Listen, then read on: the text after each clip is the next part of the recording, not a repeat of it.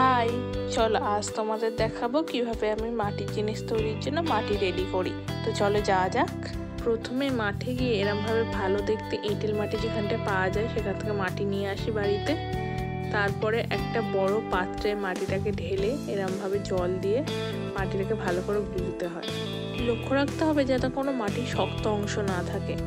গুলে নেওয়ার পর এরকম একটা বালতির মধ্যে একটা জাল দিয়ে মাটিটাকে পুরোপুরি ছেঁকে নেবো। ছেঁকে নেওয়ার পর এরকম একটা নরম মতো ব্যাটার তৈরি হয়ে যাবে। এটাকে 2-3 দিন এরমভাবে রেখে দেওয়ার পর মাটিটা নিচে থিতিয়ে গেলে ওপরের জলটাকে ফেলে দিতে হবে। তারপর এরকম একটা চটের বস্তা নিতে হবে, তার উপরে এরকম পেপার পেতে মাটিটাকে পুরোপুরি ছড়িয়ে দিতে হবে। 2-3 দিন রোদে শুকোনোর পর যখন দেখবে মাটিটা এরকম আর হাতে লাগছে না, তখন বুঝতে হবে যে আমার মাটি তৈরি। তারপর এরকম একটা বড় পলিথিনের মধ্যে মাটিগুলোকে ঢুকিয়ে বেঁধে রেখে দিলে তুমি যতদিন ইচ্ছা মাটি স্টোর করতে পারো আর নিজের মতো করে ব্যবহারও করতে পারবে।